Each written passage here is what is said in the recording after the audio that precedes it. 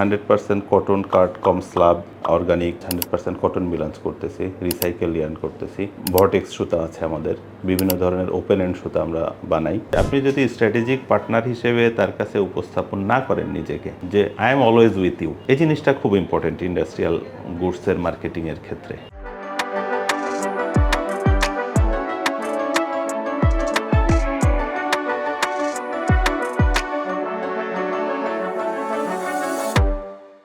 Textile engineering pass করছি Bangladesh university of textile থেকে 1999-এ। বের হওয়ার পরে আমি সিনহা টেক্সটাইলে প্রোডাকশন অফিসার হিসেবে জয়েন করি। 1.5 বছর মতো ছিলাম। এরপরে আমি আসলে আমার প্রোডাকশনের জব ছেড়ে দিই এবং আমি মোটামুটি মার্কেটিং ক্যারিয়ার শুরু করি আর কি। এটা যমুনা গ্রুপ থেকে শুরু হয় 2000 সালে। ওখানে প্রায় 3 বছর ছিলাম। দেন আমি দি ডেল্টা গ্রুপে জয়েন করি, 7 বছর ছিলাম। পরবর্তীতে আমি এই মোশারফ গ্রুপে জয়েন করি আর কি।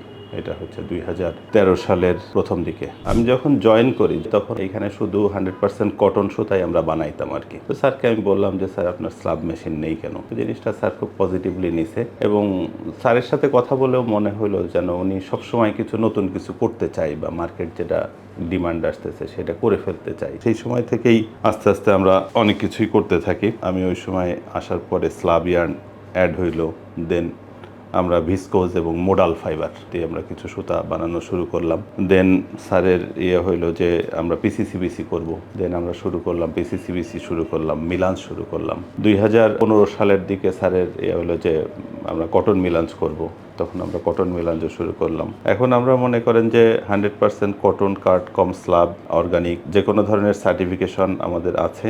এর পাশাপাশি আমরা পিসিসিবিসি করতেছি, 100% কটন মিলাঞ্জ করতেছি, রিসাইকেল ইয়ার্ন করতেছি। ভর্টেক্স সুতা আছে আমাদের, বিভিন্ন ধরনের ওপেন এন্ড সুতা আমরা বানাই। আর এর পাশাপাশি আমাদের সার্টিফিকেশনগুলো তো আছেই। রিসাইকেলে বাংলাদেশে মনে করেন যে একটা দুইটা যে কোম্পানি আছে তার মধ্যে আমরা একটা, যে আমরা বিভিন্ন ধরনের রিসাইকেল সুতা বানাচ্ছি। আমরা একটা প্রোডাক্ট বানাই আপনার জুট কালেকশন করার পরে ওইটাকে আমরা ফাইবার ফর্মে নিয়ে ওইটার সাথে আমরা 30% সেম কালারের পলিস্টার ফাইবার মিশাই এবং ওইটা দিয়ে আমরা যে সুতাটা বানাই এটা সোয়েটারে ব্যাপকভাবে ব্যবহার হচ্ছে। এছাড়া আমরা রিসাইকেল পলিস্টার যেটা, এটা দিয়ে আমরা বিভিন্ন ধরনের প্রোডাক্ট বানাইতেছি, বিভিন্ন ব্র্যান্ডের সাথে কাজ করতেছি। এর মধ্যে মনে করেন স্টেনলেস স্টিল আছে। বাংলাদেশে মনে করেন আমরা ওদের নমিনেটেড সাপ্লায়ার, ওরা যে সমস্ত ভেন্ডরের সাথে কাজ করে তাদের টোটাল সুতাটাই আমরা প্রোভাইড করি আর কি। আমরা আরএল এর সাথে কাজ করতেছি, রাফলরেন কটন মিলাঞ্জ সুতা যেটা, ওদের সাথে আমরা কাজ করতেছি। আমরা গিলডানের সাথে কাজ করতেছি, বিভিন্ন ধরনের পলিস্টার বেস যে মিলাঞ্জগুলা। এর পাশাপাশি পিসিসিবিসি 100% কটনও কিছু কিছু ক্ষেত্রে করতেছি আমরা। আমেরিকান 2টা বায়ার আছে যাদের সাথে আমরা ডিরেক্ট ইনভলভ, এটা হচ্ছে ফ্যানাটিক্স এবং এইচবিআই। বাংলাদেশে এদের একটা অফিস আছে যে ট্রাস্টেক্স, এদের সাথে মোটামুটি ফুল ভলিউমে আমরা এদের বিভিন্ন প্রোডাক্ট নিয়ে কাজ করতেছি। এইচএনএম এর সাথেও ভলিউমে কাজ হয়, সিএন্ড এর সাথে কাজ চলতেছে। রিসাইকেল ইয়ার্নের সবচেয়ে বড় চ্যালেঞ্জ আমি যেটা যদি বলি সেটা হচ্ছে আপনার র মেটেরিয়াল কালেকশন, যেটা কালার ওয়াইজ র মেটেরিয়ালগুলো সেগ্রিগেট করা, দেন এইটাকে আবার ফাইবার ফর্মে নেওয়া এবং এই ফাইবার ফর্মে নেওয়ার পরে এটা থেকে আবার দেন ফার্দার ইয়ার্ন তৈরি করা। এই যে ইস্যুটা এখানে একটা বড় চ্যালেঞ্জ। কিন্তু কাস্টমার যে কালার ওয়াশটা আপনাকে দিছে, অনেক সময় দেখা যাচ্ছে যে 18-20 হয়, কাস্টমার এই জিনিসটা অ্যাকসেপ্ট করতে চায় না, যে কারণে এটা একটা বড় চ্যালেঞ্জ।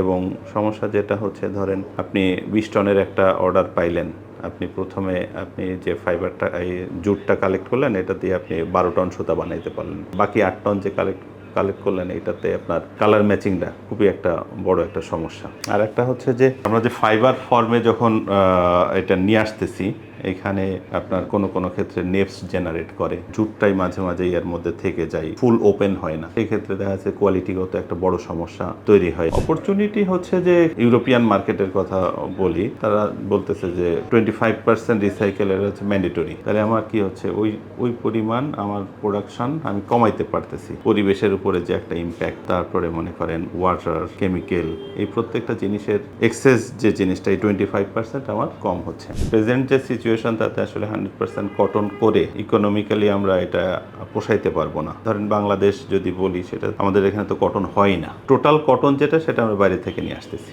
এটা একটা ইস্যু। সেকেন্ড ইস্যু হইলো যে যদি ম্যানমেড ফাইবার হয় বা রিজেনারেটেড ফাইবার হয়, এই সমস্ত ফাইবারগুলো আমরা ইজিলি কালেক্ট করতে পারতেছি কম্পেয়ার টু কটন। এগুলোর প্রাইস কম, বাট এটার এন্ড প্রোডাক্ট যেটা হয় সেটার আবার মানে রিটার্নটা বেশি। তো এই জায়গাগুলো যদি আমরা চিন্তা করি, তাহলে ধরেন আমাদের আমাদের এই প্রোডাক্টগুলো কন্টিনিউয়াস R&D দরকার, এর ইমপ্রুভমেন্ট দরকার। আমাদের যে ক্যাপাসিটি আছে আস্তে আস্তে এই ক্যাপাসিটিগুলো বাড়ানো উচিত। আমাদের ডোর টু ডোর কমিউনিকেশনটা একটু বেশি, বায়ার এন্ডে আমরা চেষ্টা করি সবসময় একটু মার্কেটিংটা বাড়ানোর আর কি। যেরকম আমরা RL এর সাথে ডিরেক্ট ব্যবসা করতেছি, RL আমাদেরকে নমিনেট করে দিচ্ছে তার ভেন্ডরের জন্য। তো যখন আমি বায়ারের এন্ডে, বায়ারের ডোরে সবসময় ডোর টু ডোর কমিউনিকেশনটা রাখতেছি, তো তার সাথে আমার জানাশোনাটা সবসময় একটু বেশি থাকতেছে। যখন আমি ডোর টু ডোর কমিউনিকেশনটা বাড়াইতেছি ব্র্যান্ডের কাছে, তখন ওদের যে কোনো নতুন কিছু দেখেন আপনারা এটা ডেভেলপ করতে পারেন কিনা। আমরা এটা আমার ফ্যাক্টরিতে থ্রো করতেছি এবং R&Dর মাধ্যমে এটা ব্যবসাগুলো বাড়তেছে আর কি। আমাদের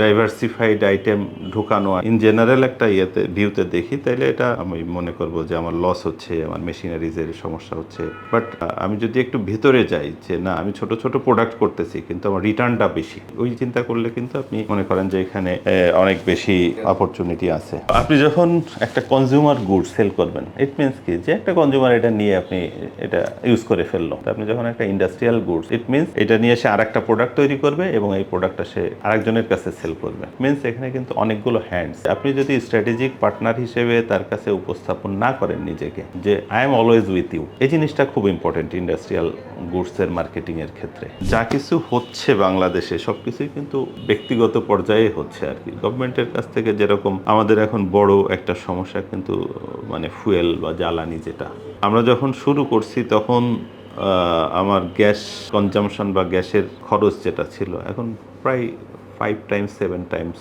এটা বেড়ে গেছে আর কি। এটা একটা ইস্যু। রাজনৈতিক অস্থিরতা অনেক সময় সমস্যা করে, পোর্টে অনেক ধরনের সমস্যা আমাদের তৈরি হয়। এই জায়গাগুলো আমাদের গভর্নমেন্টের তরফ থেকে দেখা উচিত।